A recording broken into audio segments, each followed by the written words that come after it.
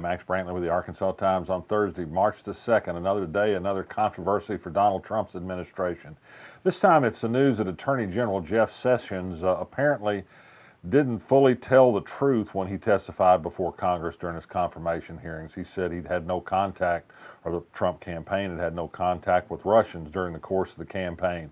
We now know that's not true. He, in fact, had a couple of meetings with a top Russian diplomat who's known as a spy recruiter. The Trump people are downplaying this. They say it's not really a lie and that they were inconsequential meetings.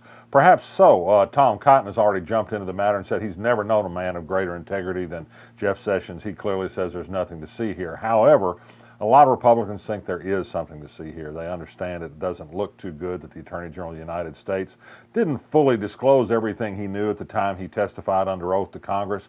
At a minimum, you would think Sessions would not oversee any investigation of the Russian Trump campaign ties at a minimum.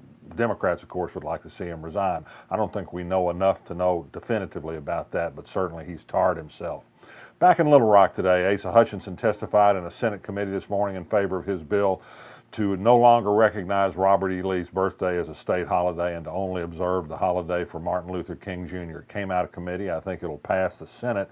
The big news will be in the House committee where sons of Confederate veterans have put up successful fights against legislation like this in years past. On the Senate, sometimes the adult body, sometimes doing good work, sometimes does not. There's a strong reaction against medical marijuana in that chamber led by Jason Rapert, who else, and some other right-wing Republicans. They have bills to not allow medical marijuana by smoking, by ingestible foodstuffs and that sort of thing. They're really all in runs aimed at trying to scuttle the medical marijuana thing. Rapert has made very clear that he'd not like to see it legalized whatsoever. The people voted for this, however. I think the legislature at its peril messes with the law. The House may fix this and not let the Senate become too restrictive on medical marijuana rules.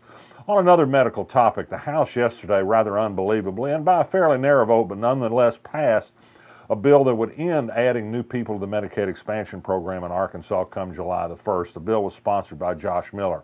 This is very likely illegal under current federal rules, perhaps unconstitutional, saying some people who have health care now can get it and anybody in the future similar situation cannot. That seems to be a 14th Amendment question. But even more so, Josh Miller, the sponsor of this bill, is somebody who's disabled.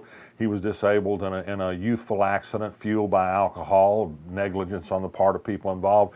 Medicaid nursed him back to health and continues to provide him daily chore assistance, even though he has a legislative paycheck and a private real estate business. He got in the lifeboat and has pulled up the ladder on everybody else. It's really kind of an unbelievable thing. He sees them as unworthy. It's perhaps funny that he should be the one saying that.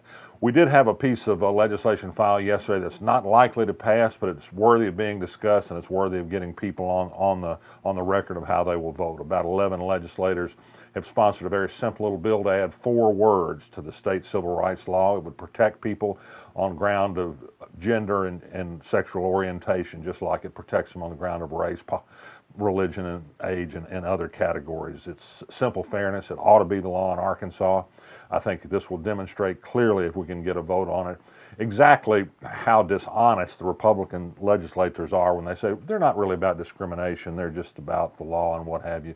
They've got a chance to make equal rights really meaningful in Arkansas, and we'll stand up and show the nation just what we really do believe if there's a vote on this.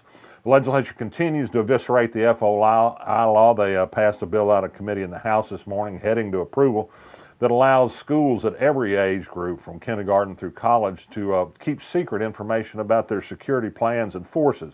Keeping security plans secret is one thing, but this bill would allow everybody from kindergarten to college to not identify how many, who, or the backgrounds of any of their security officers. Robin Lundstrom, a Republican, said why some terrorists might try and find out who these people are and attack them in their homes.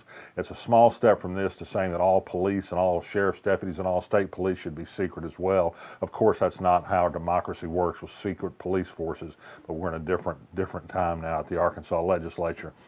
What else? News today from the State Department of Finance and Administration. Tax money is still coming in slowly. We're still $50 million behind forecast. That means there is no surplus to pay for road work. There is no surplus to cut taxes. And we still don't know yet what's going to happen about Medicaid expansion. Here in Pulaski County, we've got a candidate for sheriff next year. He's Carl Minden, an 18-year veteran of the force. Doc Holliday is not going to seek another term. some amazing news on the front page of the newspaper today, and that was that Tim Griffin had been interviewed for a potential job as Army Secretary in the Trump administration. He's been an Army reservist over the years, but the interesting thing is that Tim Griffin did a famous thing 6 or 7 years ago. He put out a bad word about Bud Cummins, who was then the U.S. Attorney in Arkansas, so that he could become U.S. Attorney and build his political resume. Bud Cummins, you may or may not remember, was the campaign chairman for Donald Trump in Arkansas. It seems amazing that Trump would do something to favor Tim Griffin, who has been roundly criticized for the underhanded tactics he used against Bud Cummins, but maybe Bud is forgiven and forgotten. We'll see after a while. He's certainly still a Trump supporter. Excuse me, the Broadway Bridge opened a month early last night at 9:30 without any advance warning. There's still a lot of attendant work on ramps to be done, but north-south traffic is moving. Good news for Little Rock motorists.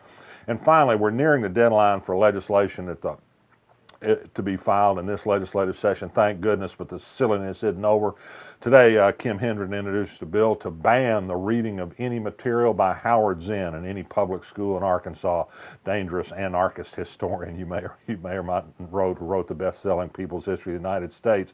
And we've got a late file bill that's going to open up the Capitol and Justice Building on the Capitol grounds that people with concealed carry permits. Good step, but why not open carry for everybody anywhere? This bill still would keep the concealed heaters out of the meetings of the General Assembly and committees. Why stop there? More guns make us all safer, don't they? Let's have them everywhere. I'm Max Brantley. I'll be back tomorrow.